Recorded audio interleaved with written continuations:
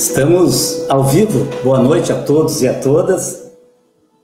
Estamos no Facebook com a grata presença da Carmen Oliveira, nossa querida companheira de muitas lutas, de lutas boas, de lutas pela criança e adolescente.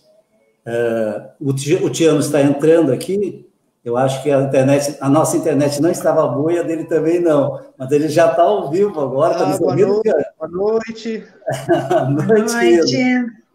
A gente estava falando que a internet, a minha estava ruim, a da Carmen lá em Fortaleza estava ruim, e a tua, quando tu entrou, também logo tu teve que eu tive que entrar pelo celular agora e conseguir conectar.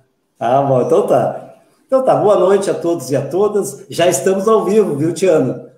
Tu perdeu a entrada. Tá bem. Boa noite, prefeito Serginho, Carmen, a todos que estão nos assistindo aí. Tá bem. Boa noite a todos, então. Agradeço a presença da Carmen e do Tiano, grandes lutadores, né? Por esta causa que eu, quando o Tiano me conheceu, acho que no meio dessas atividades, né? A gente lançou o Disque 100 aqui em Alvorada, né? E a gente percorria esse município, esse estado, levando à frente o Disque 100 depois do 180, que se misturou ali e que fortaleceu muito mais, né?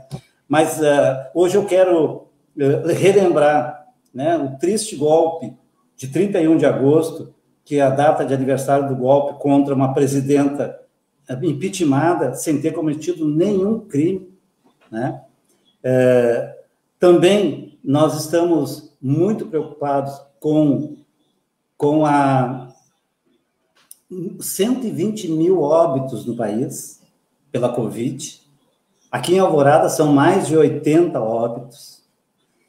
Infectados no Brasil, mais de 4 milhões de pessoas.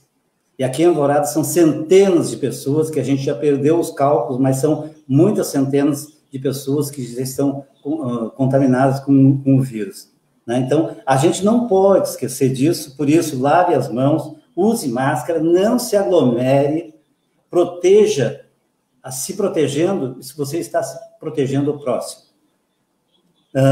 Quero apresentar aqui, em primeiro lugar, a nossa querida Carmen Silveira de Oliveira, que foi assessora da diretoria do Grupo Hospitalar Conceição e foi agraciada pelo prêmio Neide Castanha. Homenagem, Neide Castanha é uma grande lutadora pela construção do Estatuto da Criança e Adolescente. E se a Carmen quiser depois falar um pouco mais sobre ela, porque ela recebeu o prêmio Neide Castanha, em homenagem anual pelo Dia Nacional de Enfrentamento da Violência Sexual contra Criança e Adolescente, conferida pela Secretaria Nacional de Direitos Humanos da Presidência da República e pelo Comitê de Enfrentamento da Violência Sexual contra Crianças e Adolescentes.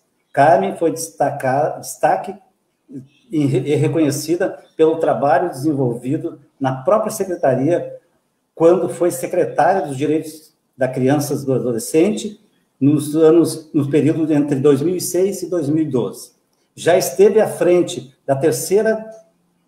do terceiro Congresso Mundial de Enfrentamento à Violência Sexual das Crianças e Adolescentes, realizado em 2008, no Rio de Janeiro. O evento reuniu mais de 170 delegações de países de todos os continentes, com a participação de adolescentes, demarcando um lugar diferenciado para o Brasil no cenário internacional. Naquele tempo a gente podia dizer isso, né, Carmen? Naquele tempo podia-se dizer isso. Não apenas como um país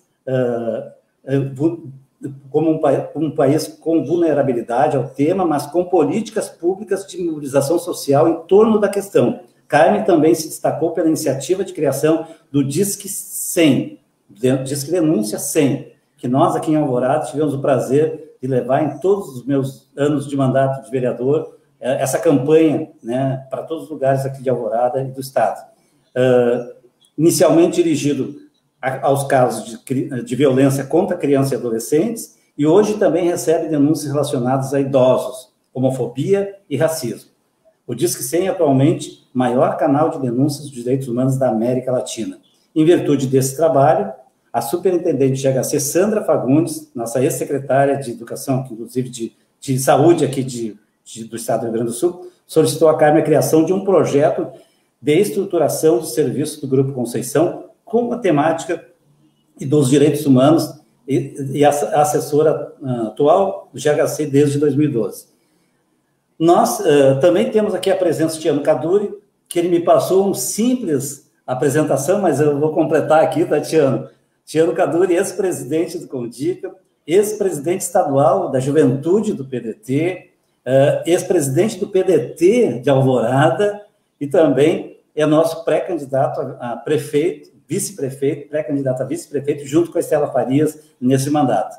Então, quero passar, primeiro, tu tá com disposição, Tiano, tu vai poder ficar com a gente aqui, gostaria muito que tu ficasse, ou tu tem algum compromisso?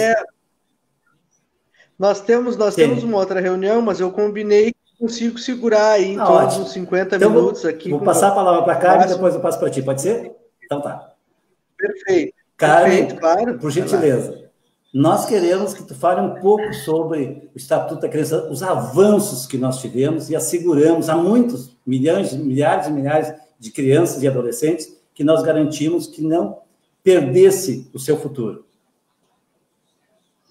Então, em primeiro lugar, queria te agradecer, Serginho e Tiano, por este convite, né? É uma data que a gente precisa lembrar, a gente precisa usar esta data para fazer este balanço, né? Tanto das conquistas, do que a gente teve de legado nesses 30 anos do ECA, quanto também daquilo que nós temos como desafios, ou até mesmo como grandes obstáculos, né?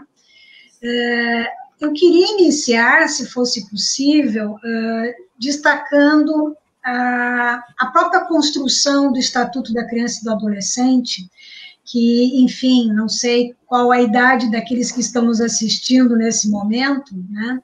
Mas o Estatuto da Criança e do Adolescente, ele pode ser considerado um dos filhos do processo de redemocratização do Brasil, né?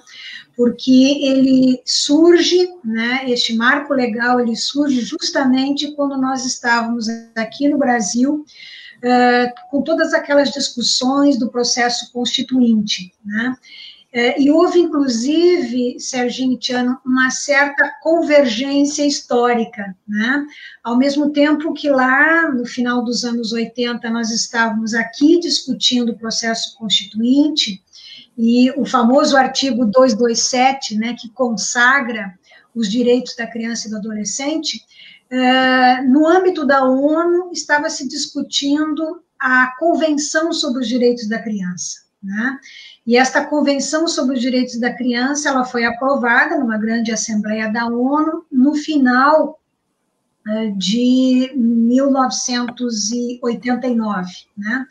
E 6 meses depois, nós tínhamos aprovado aqui no Brasil o ECA, né?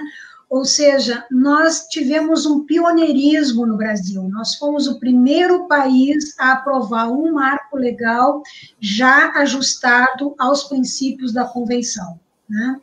Nós tivemos, inclusive, outras inovações, né, que nós trouxemos para a Convenção sobre os Direitos da Criança, como, por exemplo, os conselhos de direitos, né, e os conselhos tutelares. Aliás, os conselhos tutelares é uma figura ímpar, nós não temos nenhum país no mundo que tenha conselheiros tutelares, pelo menos não no formato que a gente tem, né? Inclusive, uma das dificuldades que eu tinha em reuniões com colegas de outros países era de explicar o que era o conselheiro tutelar, né? Era uma figura muito difícil para eles entenderem, né? Como assim um agente escolhido pela própria comunidade, né, que está na folha de pagamento da prefeitura, mas não está subordinado ao prefeito, né, trabalha vinculado ao sistema de justiça, mas não é, digamos, parte da equipe desse sistema, né? Bom, então, o ECA, ele hoje, ele já inspirou 15 legislações da América Latina, né? Justamente porque nós somos os primeiros e tem todo esse caráter inovador, né, do nosso marco legal. E o mais importante que eu queria destacar, Serginho e Tiano, é que o ECA sobreviveu a 7 presidentes da República, né? O que indica a capacidade do Estatuto de se amoldar a governos com diferentes linhas ideológicas, né? Portanto, eu tenho quase a convicção de que não será o Bolsonaro que fará aquilo que ele na campanha presidencial anunciou, que ele ia rasgar e jogar o ECA na latrina, né? O ECA, com todo o seu histórico, né, faz parte do processo de redemocratização do país, dificilmente dos 7 outros presidentes da República terá, né, esta iniciativa, que seria um grande retrocesso para nós. Eu jogo a bola para o Tiano para aproveitar um pouco a sua presença aqui, e depois, numa outra rodada, eu queria, então, fazer esse balanço do que nós temos a comemorar, né? Tá bem. Pode ser? Pode ser, tranquilo. O Tiano está sempre à disposição. E, ó, se deixar, ele fala até o final da live, tá? Pode deixar, eu conheço bem ele. O seu chimarrão ali, ele vai... Eu estou com um copo d'água aqui, ó. Tá bem, tá bem. Eu estou com o mate aqui do lado, né? Mas, enfim, prazer, agradecer, Serginho, o convite para a gente poder estar aqui conversando contigo, com a Carmen, né? Sobre esse tema que é tão importante para mim. Eu tenho 28 anos, Carmen, portanto, eu sou mais jovem que o ECA. Né? Então, é filho do ECA. Eu sou filho do ECA, sou mais jovem que o ECA, né? Mas toda a minha militância política, ela teve o seu início marcado nessa militância pelos direitos da criança, né? Tanto é que fui, durante 3 gestões, presidente do Conselho de Direitos aqui de Alvorada, e como bem disse o Serginho, naquele período ali, que conheci ele, me aproximei dele, porque, de fato, né, fazia um mandato na Câmara de Vereadores muito ligado com essa temática da defesa dos direitos da criança, né, enfim, a pauta da educação, e, portanto, ali a gente passou a ter uma relação através do Condica, enfim, e na nossa militância pela garantia dos direitos, nas caminhadas, né, prefeito, contra o trabalho infantil, nas atividades pela erradicação do trabalho infantil, enfim, é uma coisa que eu fico falando aqui e lamentando que se perdeu, né, Serginho, na cidade, assim, falando tanto da questão... o Serginho, que é autor da lei da Semana do ECA, né? E tanta coisa que a gente construiu juntos aqui, tem a digital do Serginho, enfim, de um grupo grande de militantes da área aqui na cidade que se perdeu nesse último período. Mas, enfim, né?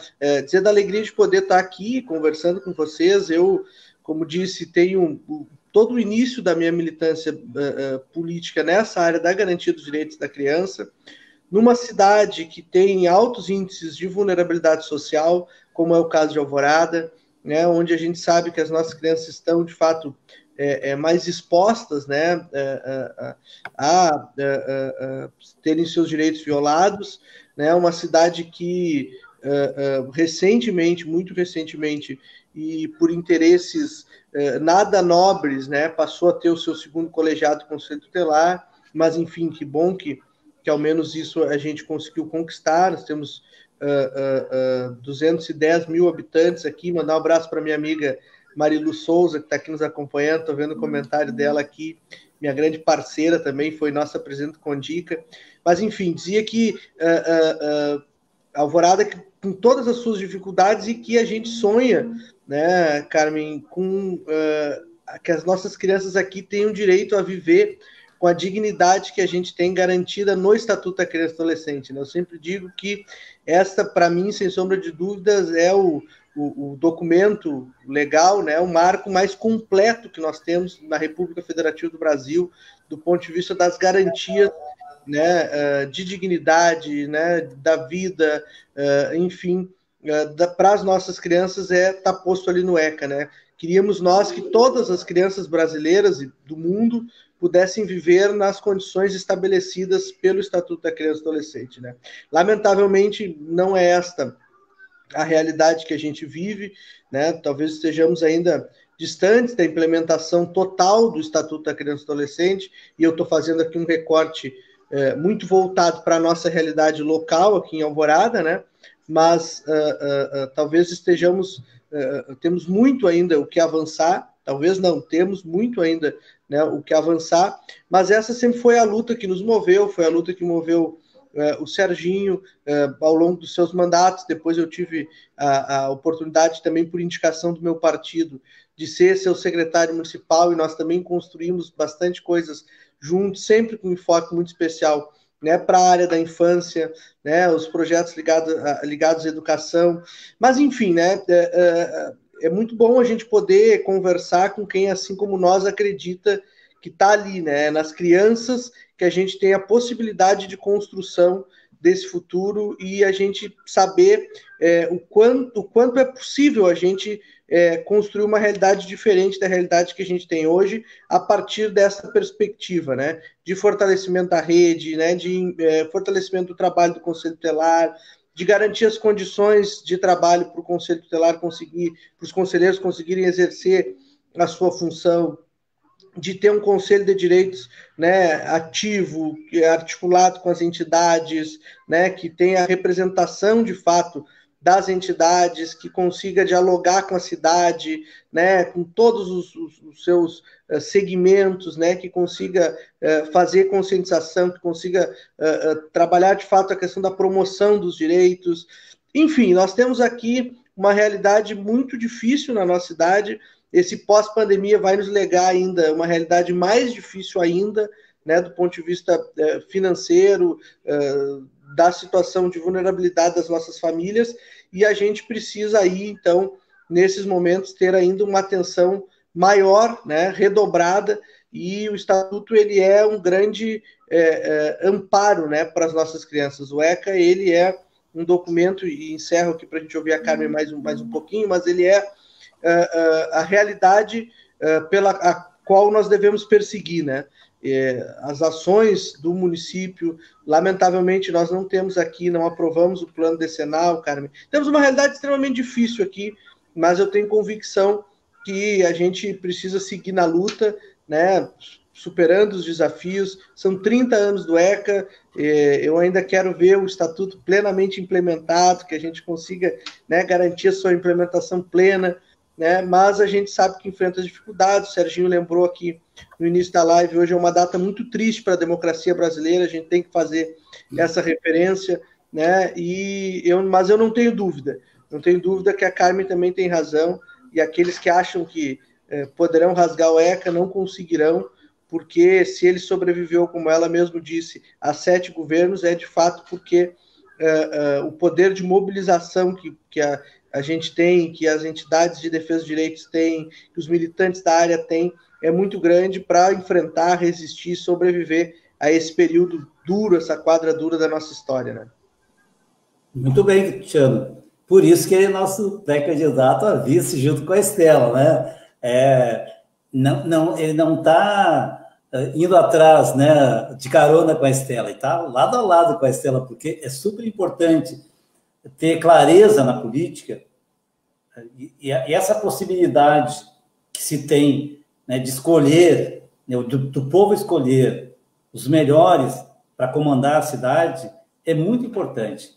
Assim como escolher o conselheiro é muito importante, porque vai defender a vida das nossas crianças, porque todos nós sabemos aqui, Carmen e Tiano, que as maiores agressões, muitas vezes física, sexual, acontece no meio mais próximo e familiar da criança. Não é que só agora, não é porque é agora que está acontecendo isso. Isso sempre aconteceu de maneira mais escandalosa e escondida, e a sociedade fazia que não enxergava.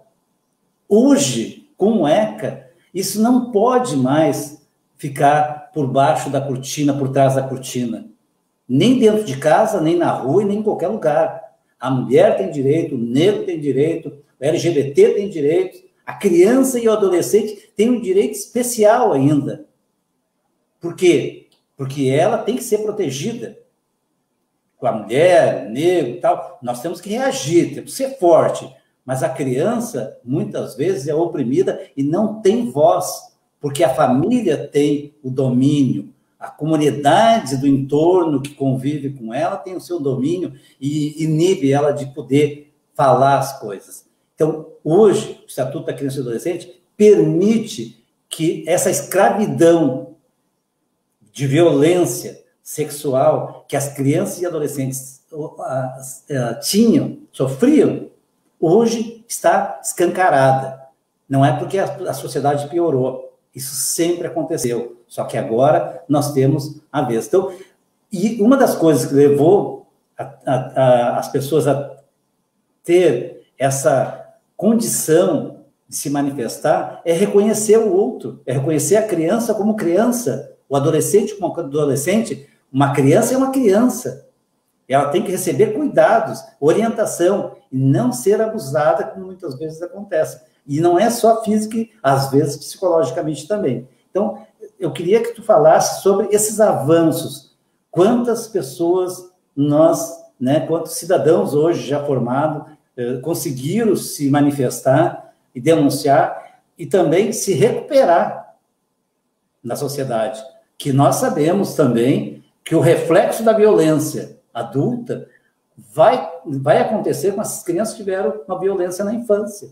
Vai tentar se repetir isso. E é esse ciclo que a gente tem que evitar, que a gente tem que cortar, que nós, que somos da política, que somos da justiça, que somos do direito, pelo direito, não é o direito pelo direito, o direito pela vida, é pelo direito de ser humano, de ser respeitado e ter todas as condições. Eu queria que falasse sobre esses avanços que o ECA, com todas as dificuldades que temos ainda, da falta de compreensão, mas que nós estamos avançando. Então, o ECA, ele trouxe alguns princípios que realmente significam uma reviravolta, na legislação brasileira. Primeiro, a ideia de proteção integral, ou seja, de que as crianças e os adolescentes devem de ser protegidos integralmente. Não se trata de assegurar um direito ou outro direito, mas um conjunto de direitos fundamentais, que são indivisíveis, como a gente costuma dizer. E também traz uma ideia muito apropriada de que de 0 a 18 anos, essas pessoas estão numa condição peculiar de desenvolvimento, e que é um dever da família, da sociedade e também do Estado de assegurar esta proteção. Então, nós estamos falando de uma responsabilidade coletiva, em torno de crianças e adolescentes. Bom, o que nós temos a comemorar? O Tiano nos deu aqui uma dica dos seus 28 anos de idade, e que nos permite, então, fazer algumas comparações do que nós fomos conseguindo, ao longo destas décadas.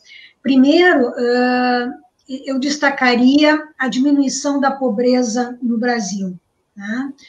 O Brasil ele foi retirado do mapa da fome em 2012, e isso é um marco histórico, na história do nosso país, especialmente porque isso possibilitou também a redução da mortalidade no primeiro ano de vida e também na infância. Existe um cálculo feito hoje de que nós temos hoje cerca de 20 mil vidas de crianças que são poupadas anualmente porque elas acessaram melhor o serviço de saúde, seja do pré-natal, seja do acompanhamento após a maternidade, após o parto, isso porque nós tivemos a construção de um sistema de saúde que é o SUS, que também ele veio caminhando junto com essas crianças e adolescentes que chegaram junto com o ECA, né?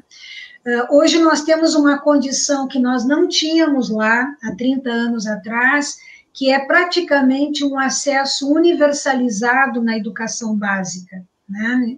Tanto no ensino fundamental e médio. A gente vai ver depois, né, que um dos grandes desafios que a gente tem hoje é o tema da evasão, é da conclusão, mas o acesso, né, em termos de matrículas, está praticamente assegurado na educação básica. A gente pode considerar, inclusive, que a década de ouro da implementação do ECA foi a sua segunda década, né? Ou seja, o período que vai de 2000 a 2010. Se a gente fizer um inventário, né, das legislações, nós vamos encontrar aí outras legislações que vieram se agregar ao ECA e que trouxeram também, né, novos dispositivos para assegurar os direitos de criança e adolescente, como, por exemplo, a lei da aprendizagem, né, que, aliás, o presidente Bolsonaro, de novo, né, faz uma defesa do trabalho infantil, né, e o que nós queremos assegurar é a educação profissional, né, e o direito a um trabalho decente na adolescência. Mas, além da lei da aprendizagem, nós tivemos a lei da adoção, que alguns, como eu, preferem chamar da lei da convivência familiar e comunitária, né, que coloca limites para a institucionalização de crianças e adolescentes.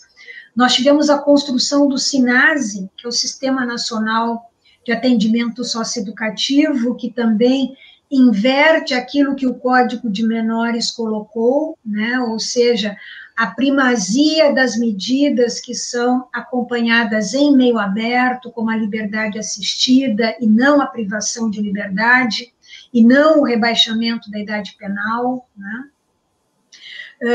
Nós temos também o marco legal da primeira infância, que inclusive é uma das leis aprovadas ao final desta década, que eu chamei da década de ouro. O Brasil fez muitas mudanças no que diz a proteção em relação à violência sexual, inclusive o Brasil foi um dos pioneiros a trazer o tema dos crimes sexuais, como no caso da pornografia infantil na internet, né? E também o Brasil ainda é um dos poucos países aqui no âmbito da América Latina que aprovou uma lei que proíbe os castigos corporais, a chamada, equivocadamente chamada, Lei da Palmada, né? E que depois, quando teve a aprovação no Congresso Nacional, isso foi retificado para a Lei do Menino Bernardo, né? Que nós, infelizmente, acompanhamos essa situação aqui no Rio Grande do Sul. E também é decorrente desta década de ouro os grandes planos nacionais que nós temos, como, por exemplo, o Plano Nacional de Enfrentamento da Violência Sexual, que foi citado ali pelo Serginho. Só para vocês terem uma ideia, o governo Fernando Henrique Cardoso, ele deu um start, né, iniciou esta tematização com o antigo programa Sentinela. Era um programa vinculado ao Ministério, na época não era do Desenvolvimento Social, mas era na área da assistência social. O governo Lula e Dilma terminaram os seus governos com 13 programas federais, né, em 7 ministérios, né? Ministério da Justiça, tanto Polícia Federal, Polícia Rodoviária, Ministério da Educação, Ministério da Saúde, Ministério do Turismo, né, teve um papel muito importante em relação a isso, ou seja, realmente se concebeu uma ideia, né, de política intersetorial, né, política com intersetorialidade. Serginho, como prefeito, deve de saber disso, né, que a pedra de toque na gestão é justamente a articulação entre as áreas, né? É entrar junto num determinado território e você consegue muito mais efetividade. Então, a partir disto, né, como por exemplo do Disque 100, né, que também foi referido, o Brasil teve um reconhecimento internacional no combate a violências. Por exemplo, em relação ao trabalho infantil, né, ainda hoje a OIT faz referência ao Brasil, né, sobre a sua experiência. O tema da exploração sexual, ele também nós tivemos esse reconhecimento internacional. Eu lembro, Serginho, que quando nós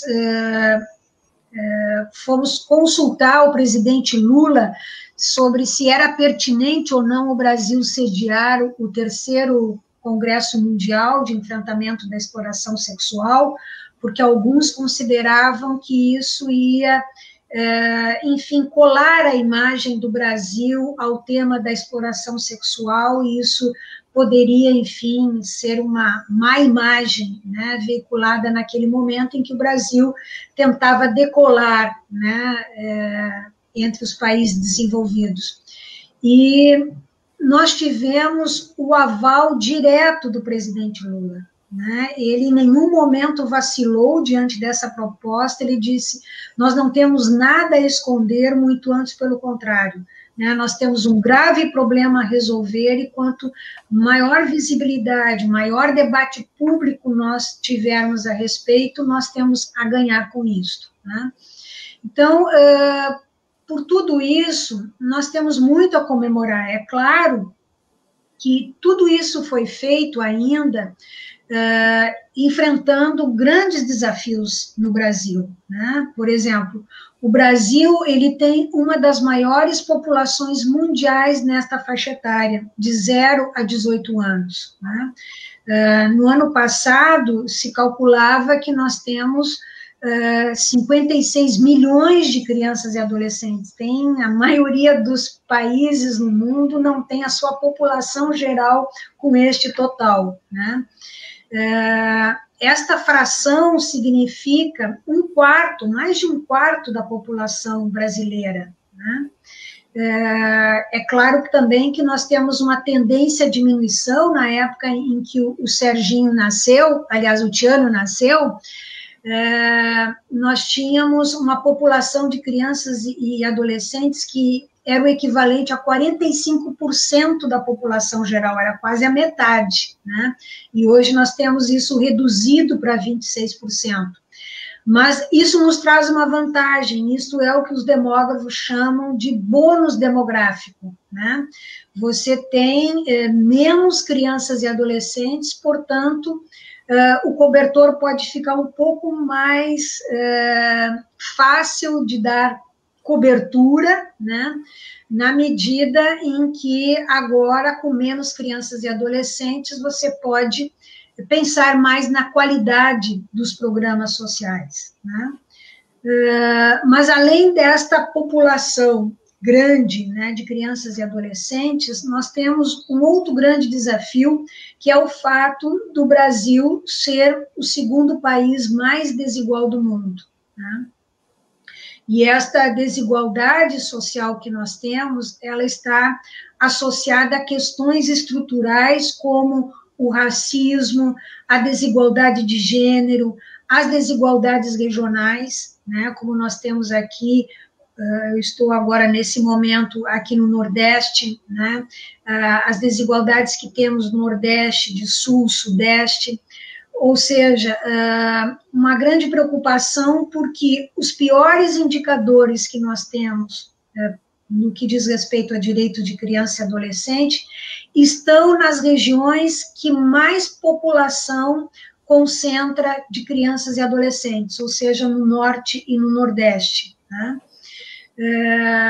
E essa desigualdade, ela chega a ser chocante, né? Como o fato de que o Brasil seja um dos maiores produtores mundiais de alimentos e nós temos hoje ainda crianças e adolescentes desnutridos, inclusive isso sendo uma das principais causas de morte em crianças menores de 5 anos, né?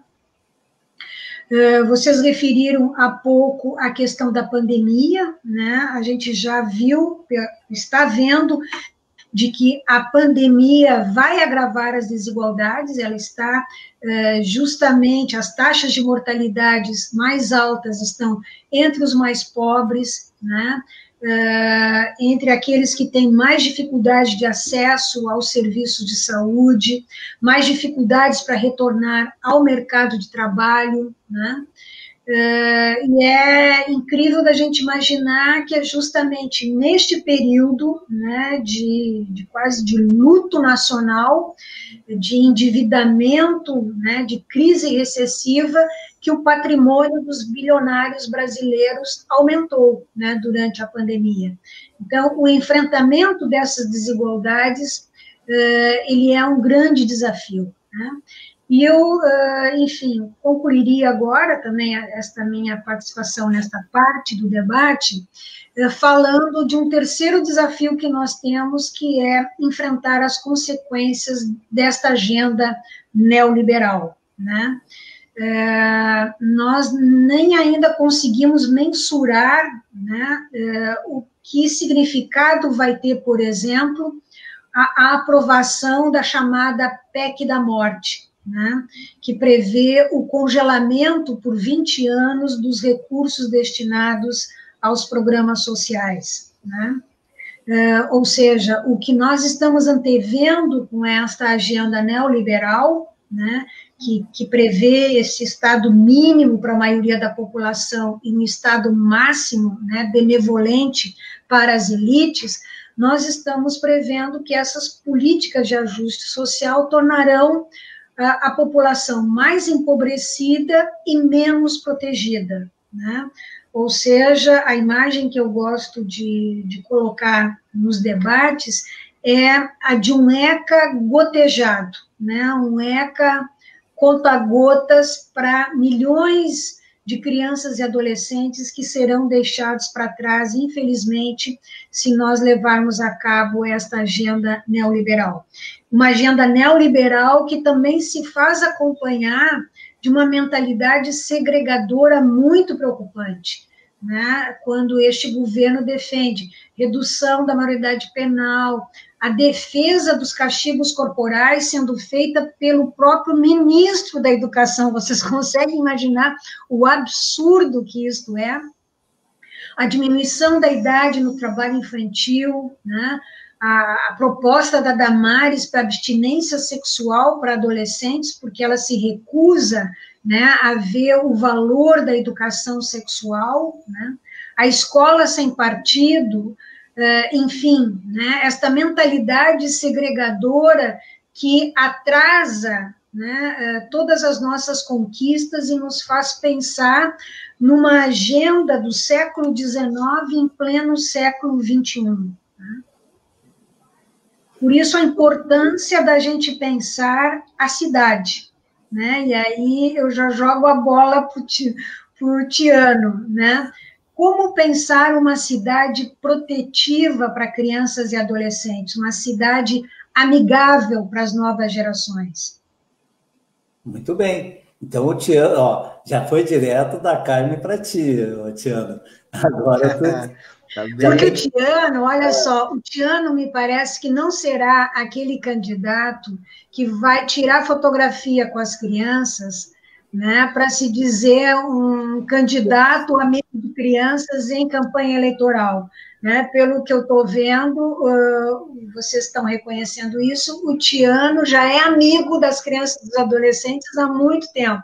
Né? Então, por isso a responsa é maior, né, Tiano?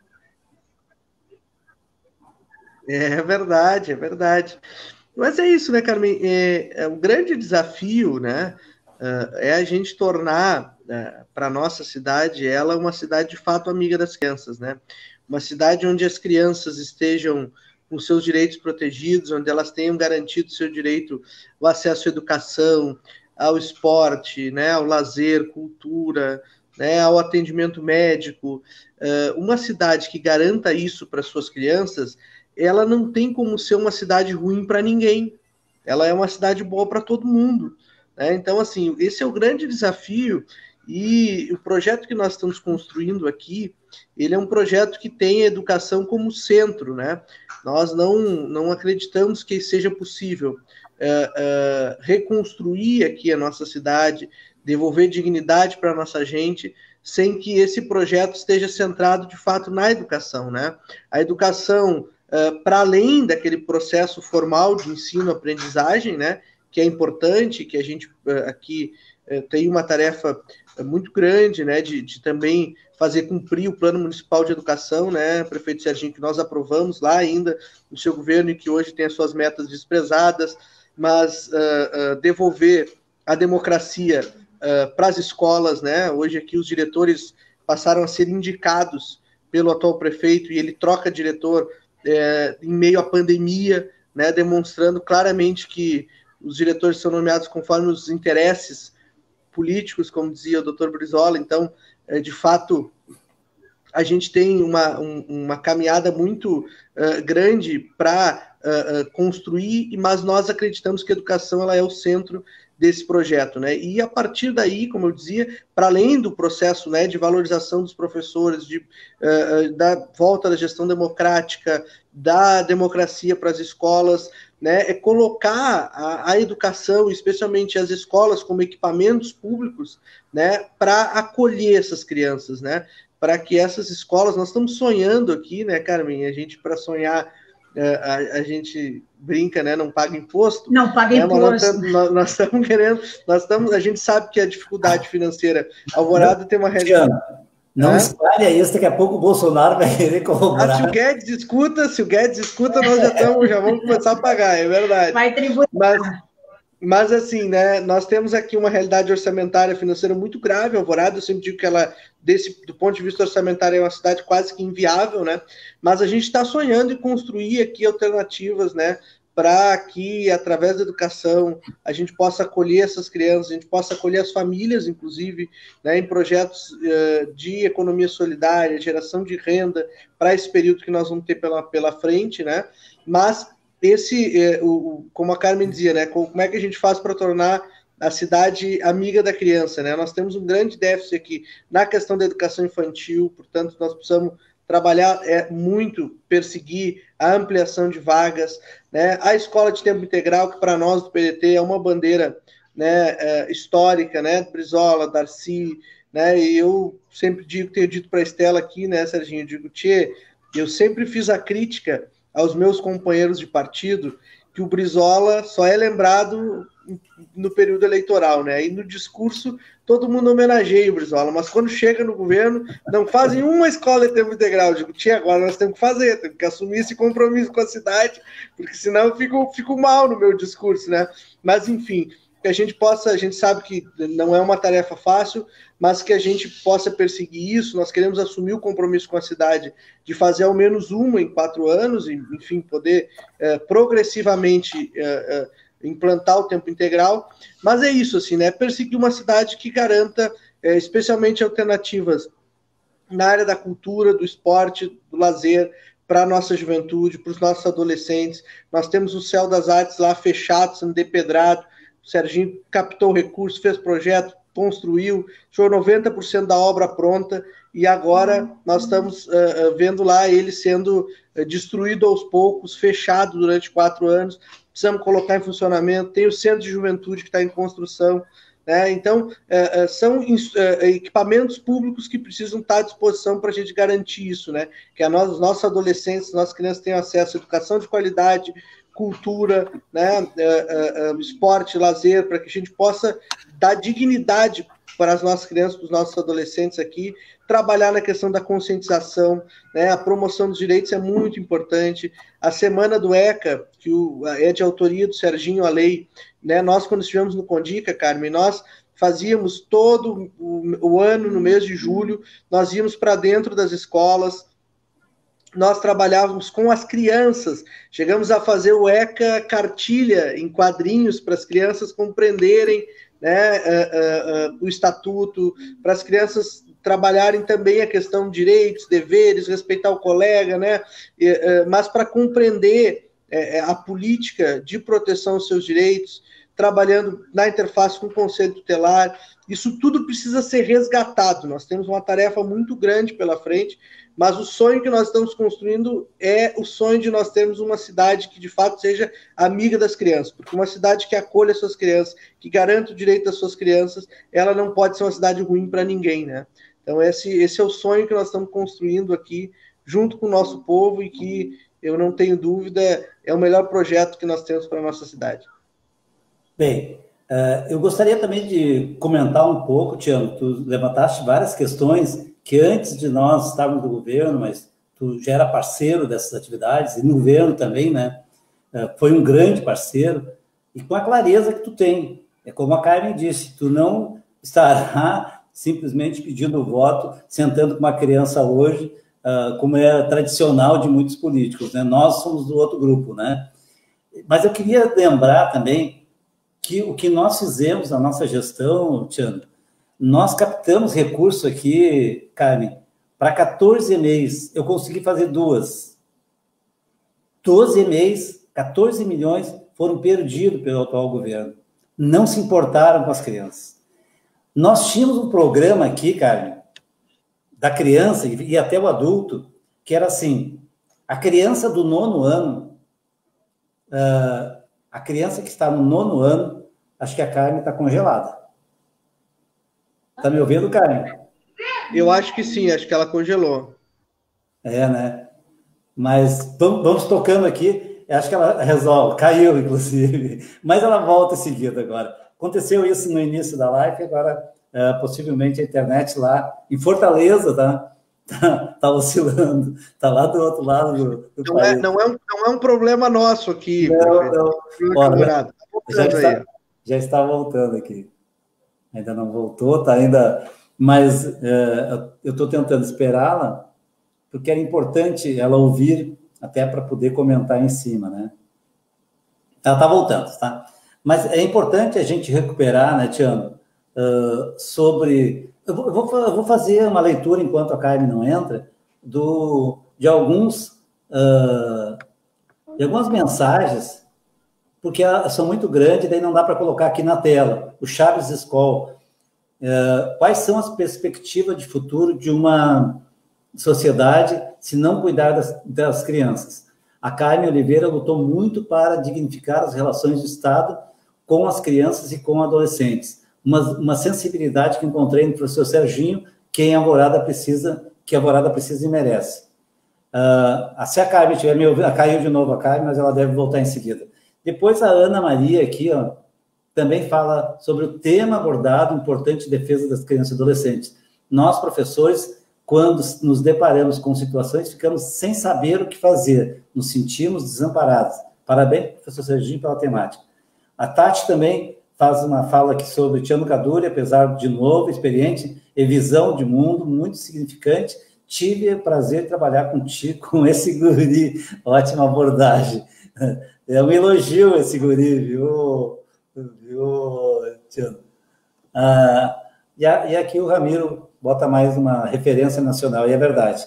Eu queria, nós estamos esperando a Carmen aqui, mas eu queria lembrar, Tiano, dos programas de educação que nós fizemos, de inclusão, que são importantíssimos para esta área, principalmente, para manter o que vai mudar a sociedade.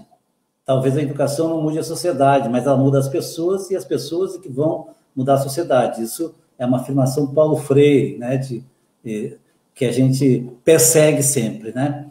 Então, quando a gente tem uma possibilidade, e a Carmen já está de volta, e agora, posso falar agora?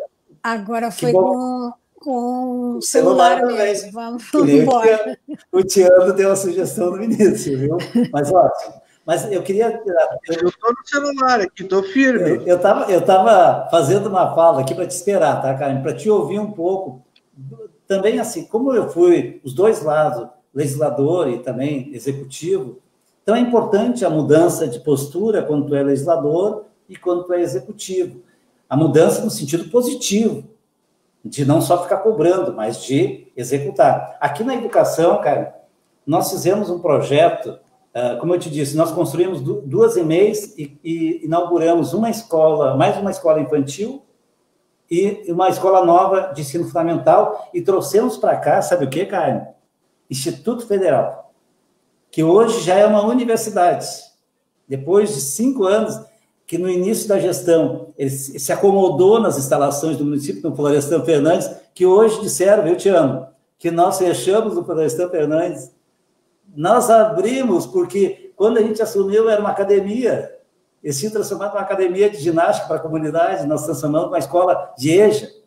Florestan Fernandes só pode ser uma escola de EJA, né, Carmen? Tu sabe muito bem, não poderia ser outra coisa, né? Mas nós fizemos o seguinte, além de um projeto pedagógico muito interessante, nós fomos laureados com a homenagem da medalha Paulo Freire, por exemplo, na educação de jovens e adultos. Isso não é pouca coisa. Um projeto que foi reconhecido a nível nacional em 2016. E nós fazíamos um trabalho profissionalizante, com turnos, a opção do aluno, do jovem, do adulto e do idoso, que quisesse frequentar, onde ele quisesse, qual é o curso que ele queria. Nós fizemos uma coisa fantástica aqui. Nós incluímos essas pessoas dentro da sociedade, dentro do processo.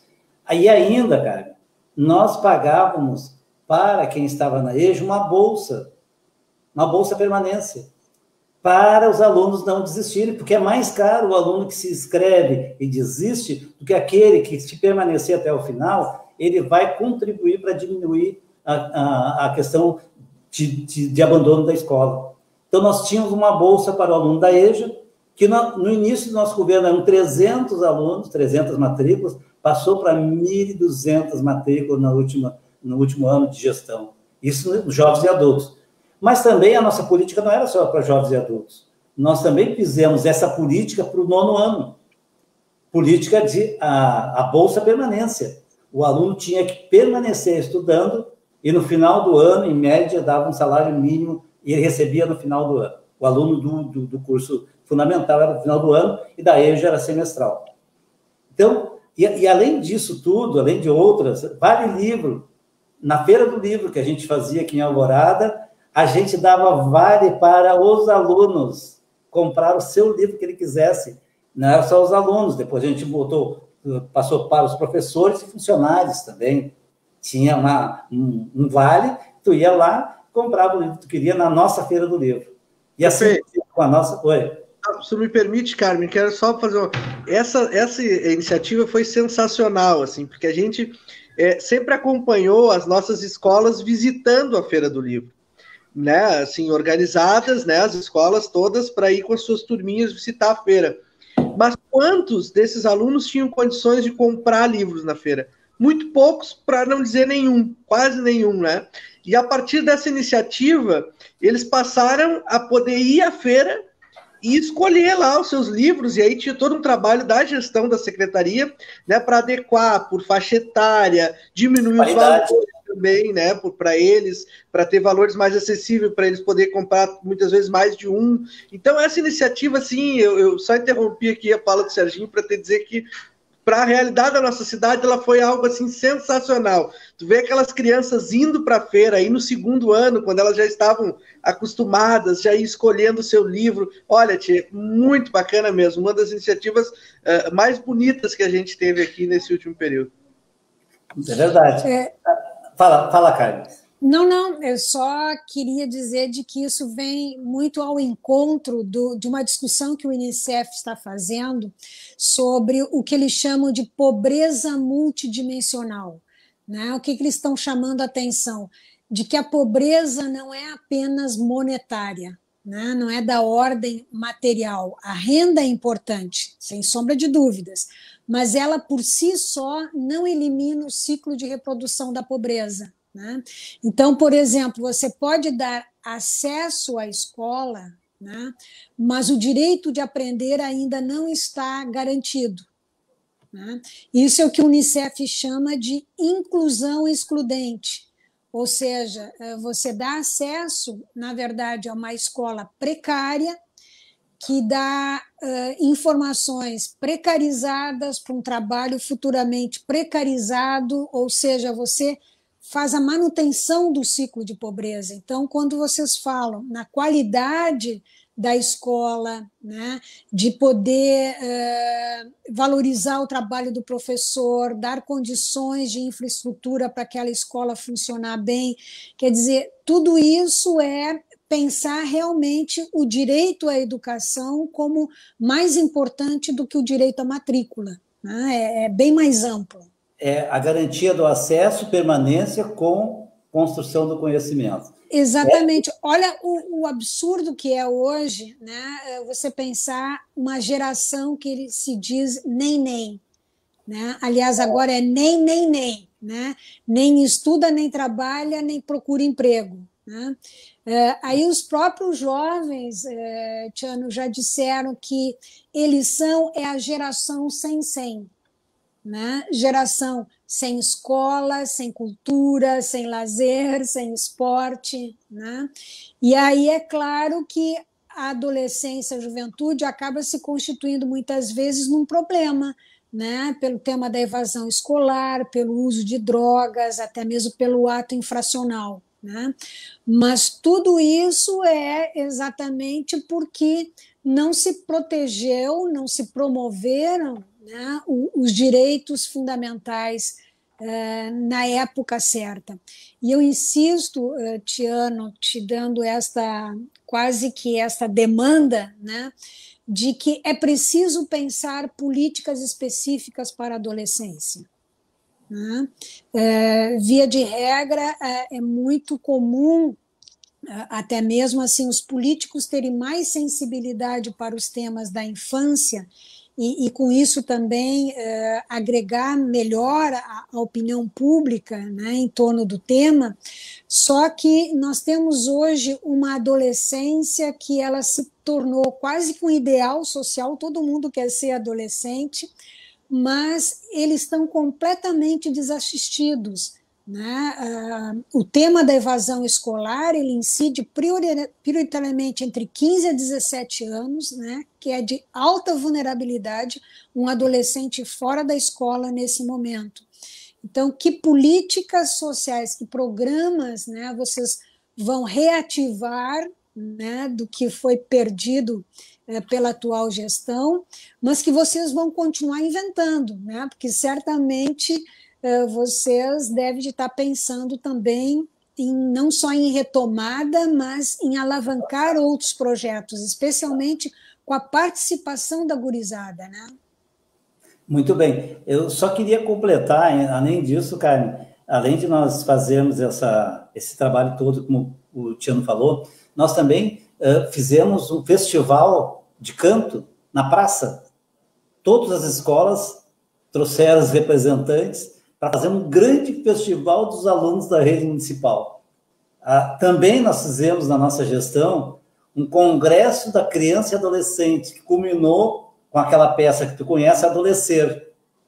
Muito legal também, um debate sobre a juventude. Um congresso foi feito no meio da gestão, magnífico também. Além de outras ações, o Festival de Arte, Educação e Educação Física. Sabe o que significa isso? É reunir todos os alunos num espaço, que é o Leão, aqui é um campo, é um clube, um campo de futebol, com pista de atletismo, com área para fazer o espaço aéreo, agora me fugiu o nome, mas CTG dentro, tinha dança, aonde os alunos se encontravam, né? E faziam, inclusive vou te mandar um vídeo sobre esse trabalho, sabe? Tem um vídeo que nós fizemos ainda na outra gestão, da Estela, ainda de 97 a 2004, nós fizemos um vídeo sobre esse trabalho. Mas são coisas fantásticas, e o mais importante ainda, era o acesso de todos. Como era o acesso? Crianças com mais, ou adolescentes, ou jovens, ou adultos, ou idosos, que moravam a mais de 2 quilômetros, tinham direito de receber a passagem, ida e volta para a escola. E tem mais, criança com menos de 12 anos tinha o direito de um acompanhante, de levar a criança e voltar, para levar de volta. E tem mais ainda, a criança com necessidades especiais também tinha direito, inclusive, a uma monitoria de um estagiário com curso superior dentro da área da pedagogia para acompanhar na sala de aula. Então, nós tínhamos um trabalho todo articulado dentro da educação para atender os nossos alunos. Foi esse trabalho que foi interrompido, que foi deixado de lado. O Tiano vai ter que... Claro que não é só isso que você tem que fazer, tem que partir daí. É o que a gente sempre tem dito aqui agora, temos que partir desse patamar para um outro. Nós temos que ser geniais para conseguir avançar, e temos condições de fazer isso. E claro que a tecnologia hoje, na quarta-feira eu vou fazer, viu, Tiano, uma live com o doutor Gustavo, e ele já fez o doutorado nessa área de tecnologia, que essa é a grande oportunidade do poder público dar o salto de qualidade que ele precisa dar para acompanhar o sistema privado, porque está muito atrasado. Hoje, para a pessoa ir fazer um atendimento no médico, tu tem que levantar às 5 horas da manhã para tentar pegar uma ficha para depois saber se o médico vai vir. Se ele não vier, tu vai ter que voltar de novo a fazer a mesma coisa. Tudo isso pode ser informatizado com cartão, com totens pela cidade. Nós vamos falar sobre isso na quarta-feira, que é importante a gente dar esse salto de qualidade agora nessa crise, para poder melhor atender o contribuinte que está desacreditado no poder público. O contribuinte, o cidadão, a cidadã, desacreditou. E esse distanciamento da pandemia está aumentando o distanciamento das condições, está aumentando essa diferença. Os mais pobres estão cada vez mais pobres, e os médios estão ficando pobres, e só os ricos, os muito ricos, estão ficando ricos. Então, nós temos que mudar esse paradigma. Carmen, ou Tiano, quem é que quer falar agora nessa? Tiano. Vou responder aqui a provocação da Carmen, já vou pedir daí licença para vocês para ir me despedindo aqui. Tiano, deixa eu agradecer. Nós tínhamos combinado com a Carmen um tempo atrás, daí não deu certo, a gente teve que mudar o dia e tal, mas te agradeço muito a gentileza, tu priorizar esse espaço de debate aqui. Ele é muito importante para a nossa cidade, e acho que a contribuição que a Carmen está trazendo aqui nos fortalece naquilo que a gente quer fazer. Obrigado, Luciano, mas fica à vontade. Não, obrigado, eu agradeço, prefeito, pela oportunidade de a gente estar conversando aqui e aprendendo um pouquinho com a Carmen, enfim, compartilhando um pouquinho das nossas experiências e dos nossos sonhos que nós estamos construindo, né? O Serginho, quando ele traz assim a questão, né, Carmen, de que nós devemos partir de um patamar, é isso, né? Retomar aqueles retrocessos, barrar os retrocessos que nós estamos tendo, retomar aquele período de construção efetiva na educação, na área da infância, né? Colocar a cidade de volta num patamar, por isso que a gente tem falado tanto em reconstrução, né? Para a partir daí a gente poder, de fato, avançar. Nós estamos construindo aqui projetos, vou dar um spoiler aqui, né? Na educação, nós queremos concluir, cara, uma espécie de mais educação municipal. Vai estar lá no nosso programa de governo, né, na ideia da gente garantir, aí, especialmente para os adolescentes, atividades no contraturno, atividades, né, com ampliação do tempo na escola, né, para a gente ter possibilidade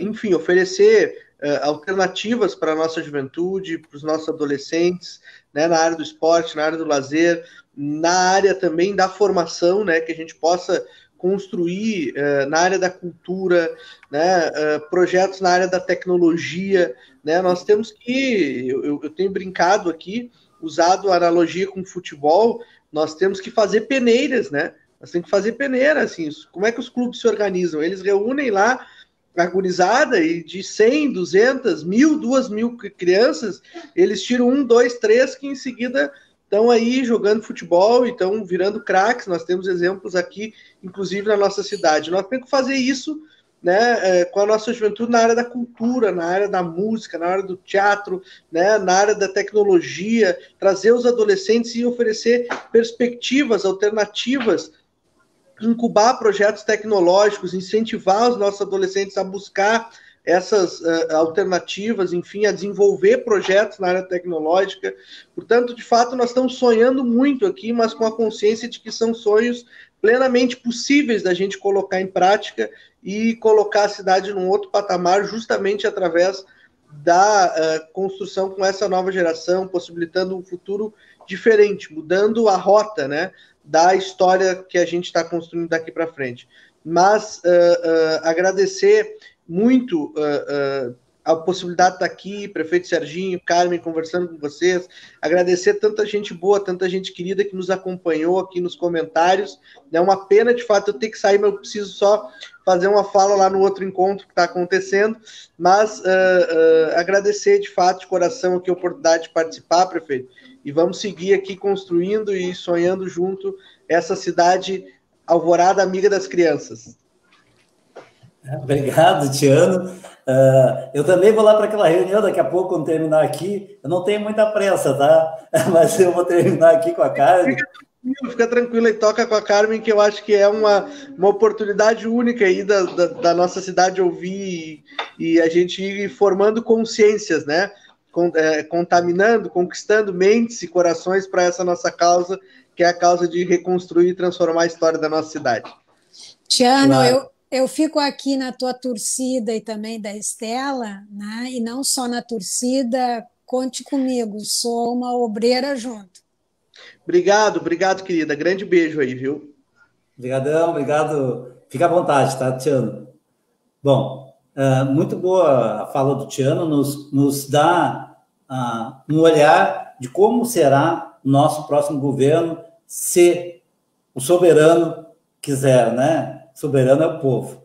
Então, nós precisamos conquistar as mentes, os corações das pessoas para que a gente possa, né, dar continuidade aos projetos. A gente tem dito aqui, Carmen, que os nossos governos do PT, tanto da Estela, lá de 94, de 97 até 2004, e o nosso, 13, 16, eles foram os que mais fizeram investimentos estruturais na cidade, né? Na época da Estela foi feita muita pavimentação, e o que eu mais me orgulho da minha gestão é que eu trabalhei como município, eu trabalhei na área infantil, no fundamental, na educação infantil, no fundamental, e também no curso superior. Eu consegui fazer essa proeza, trazendo o Instituto Federal para cá, que começou com ensino médio, né, pós-médio, e depois ele foi implantando, e hoje já é uma faculdade, já tem faculdade de vários cursos aqui. Então, isso é super importante para uma cidade que começa agora a ter sua marca registrada, né? E também a incluir, porque futuramente nós teremos centenas e dezenas de pessoas, principalmente na área da saúde, da cultura, dos serviços, a gente vai estar com essa gente formada e são daqui mesmo.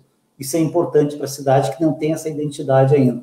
Como o Tiano disse, nós trouxemos o Céu das Artes para cá, o governo atual não inaugurou, não abriu ainda, um centro da juventude, acho que tu conhece o programa do Tarso, que é o Centro da Juventude, que é de proteção ao menor, que já para não perder o seu futuro, né, para voltar a ser incluído, está dentro do Centro da Juventude. Então, são vários projetos que a gente investiu que não era para a próxima eleição, era para a próxima geração. A próxima geração vai estar pena, mas pena mesmo, que as 12 e-mails que nós tínhamos gravado, estava com 14 milhões e meio, elas foram perdidas, não tiveram nenhuma iniciativa do governo municipal, acabou indo o programa, caindo o programa, e sumiu o recurso. Então, é uma pena, porque nós estaríamos tentando resolver um problema grande, grave, que é a falta de atendimento à educação infantil na cidade de Alvorada, que é o último município, tu conhece bem a nossa realidade, junto com o Viamão, é o último, não só em orçamento, mas também em atendimento a crianças e adolescentes. E não é só um prejuízo para a falta de acesso às crianças à educação infantil, é um prejuízo, possivelmente, a esta mãe trabalhadora, né? Que muitas vezes depende do filho ou da filha ser bem cuidada dentro de uma estrutura que não é, enfim, só de vizinhança, de família extensa, né? Mas de educação mesmo. Tanto é que um dos marcos da visão petista da educação foi trazer a educação infantil para o Ministério da Educação, né? Ou seja, as próprias creches deixaram de ser um tema da assistência social, né? Mas esse foco que vocês deram, né, anteriormente para o tema da educação e que Tiano anuncia, né, como parte do programa de governo da chapa que está se candidatando, eu acho que desmistifica um pouco esta ideia da escola sem partido, né? Quer dizer, é ridícula essa insistência em enfatizar que o problema da escola hoje são os problemas ideológicos, né? A ideologia de esquerda em sala de aula. O problema maior da educação brasileira não é esse. O problema maior da educação brasileira é a incapacidade do sistema de educação de conseguir com que os alunos aprendam e fiquem na escola e permaneçam na escola, né? Então, de fato, muitas vezes, né, o que se recua em termos de educação, até mesmo em cultura, porque a área de cultura também desse governo está sendo rifada, né? Passa de uma pessoa para outra. De fato, o que tal posição evidencia é o desprezo à liberdade de opinião, né? É o desprezo ao pensamento reflexivo, né? As restrições para que as novas gerações desenvolvam um pensamento crítico, com acesso à diversidade, com diversidade de fontes, uma experiência com a própria diversidade humana, né? Então, pensar mais educação também não é pensar apenas mais escola, né? É pensar uma escola que prepare para a vida, né? Que não é só o ensino das habilidades básicas, mas também das habilidades de convivência. Carmen, nós já estamos com 1h10, já estamos encerrando, tá? Mas eu quero te fazer só uma pergunta e tu puder concluir e já fazemos a despedida, tá? A maneira como a sociedade e as famílias lidam com as crianças e adolescentes mudou depois da criação do ECA? Mudou. Sim e não. Né? Mudou na medida em que cada vez mais eu acho que a opinião da criança e do adolescente passa a ser valorizada, né? É aquilo que eles dizem: eu não quero só o direito de falar, eu quero ter o direito de ser escutado, né? De que seja levada em conta esta opinião. É aquilo que o ECA fala do interesse superior da criança. E aí eu digo que não, né? Porque ainda esse direito à participação, ele ainda é muito pouco discutido, até muito pouco investido, né? Vou dar um exemplo concreto, e infelizmente foi na conferência de 2010 que nós tivemos pela primeira vez a participação de crianças e adolescentes como delegados das conferências, né? Antes eles assistiam, eles estavam lá, mas eles não votavam, eles não deliberavam nas conferências, né? E muitas vezes até tinham conferências paralelas, que eram chamadas de lúdicas, né? E aí os adultos ficavam discutindo o que era melhor para criança e adolescente nas suas plenárias finais.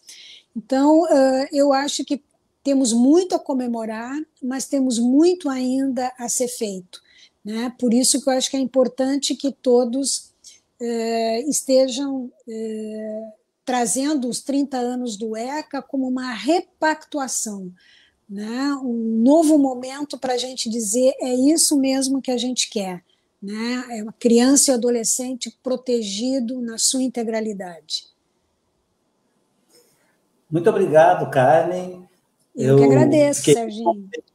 Eu estou muito contente de ter conversado contigo, fortalece a gente, porque a gente nós somos militantes, né, da causa da educação, e a gente se apaixona por alguns temas, e a gente se aprofunda: a gestão democrática, a questão pedagógica, a inclusão, o conhecimento, a permanência do aluno com aprendizagem.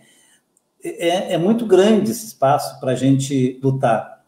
E é um espaço que nos dá muito prazer em estar fazendo essas lutas. Essas lutas são importantíssimas para nós termos uma sociedade melhor. E isso é permanente. Não adianta dizer que a gente vai conquistar Quando a gente conquistou o ECA, foi um grande passo.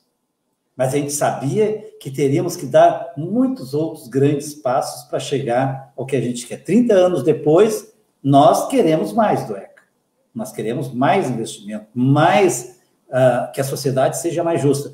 Mas eu acho que tudo isso é um contexto, uma estrutura maior que está por trás disso, que nos impede, que nos dificulta, que é a falta da educação, a falta de investimento na educação. Porque quanto mais a gente tiver socializado a educação para todos, né, que é ter acesso, as pessoas conseguirem realmente aprender, ter acesso, e formar a cidadania, porque a escola é um espaço de cidadania, de exercer a cidadania, além da aprendizagem, além do histórico, que é super importante a gente ter, mas é o exercício do dia a dia, é o primeiro momento que a criança sai da proteção da família, dos pais, dos irmãos, dos tios, dos vizinhos, e vai para um espaço totalmente novo, onde ele tem que reaprender a se ressocializar naquele contexto ali.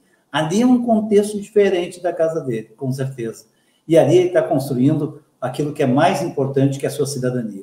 Então, nós fazemos parte desses que acreditam que a educação é muito importante para as crianças, que muda as pessoas, e as pessoas vão mudar, sim, a sociedade.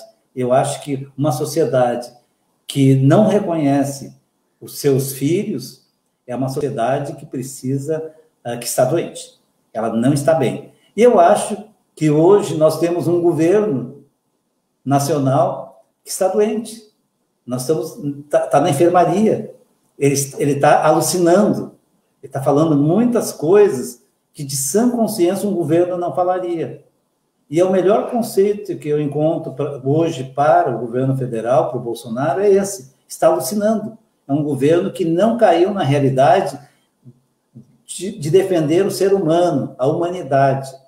E para nós é super importante que nós tenhamos governos que defendam a humanidade, que defendam o direito à vida das pessoas, o direito ao livro na mão da pessoa, como nós fizemos com o Vale Livro, e não o direito de outras coisas que não dão, né, o justo retorno, né, para que aquela pessoa seja humana. Então, muito obrigado, Carmen. Muito prazer em conversar contigo. Foi uma aula fantástica aqui. Tu ganhadora de prêmios em defesa. Eu acho que o mais importante não é o prêmio, mas é as lutas que tu tem, que a gente não falou aqui dentro do GHC. Tu teria 2, 3 horas para falar sobre isso, que é identificar também as agressões aos idosos, aqueles que chegam muitas vezes serem hospitalizados, e poder denunciar isso através de uma coisa legítima interna que as pessoas, às vezes, os únicos contatos que as pessoas que são agredidas têm, ou é com a área da saúde, ou a área da educação, assistência. É através desses que a gente tem que sair em defesa daqueles que mais precisam. Obrigado, um abraço. Se quiser dizer mais alguma coisa para nós aqui, nós estamos aqui só ouvidos para ti. Obrigado. Não, só dizer de que a gente está falando muito no novo normal, né, depois da pandemia. O futuro do novo normal já está em disputa, e eu desejo muito axé para vocês nessa disputa, e tomara que dê certo. Muito obrigado, e a gente fica muito feliz de ter conversado contigo, com o Tiano, até agora há pouco, e dizer para ti que eu fiquei muito contente de te conhecer. A gente, há poucas horas, né, apesar de ter conversado pelo WhatsApp antes, mas agora a gente, com certeza, quando tu vieres para cá, para o Rio Grande do Sul, tu pode aparecer aqui em Alvorada, que a gente vai te acolher com todo carinho aqui, tá? Um beijão, tá bom. Um abraço. Até mais. Tudo de bom. Vamos à luta. Tchau.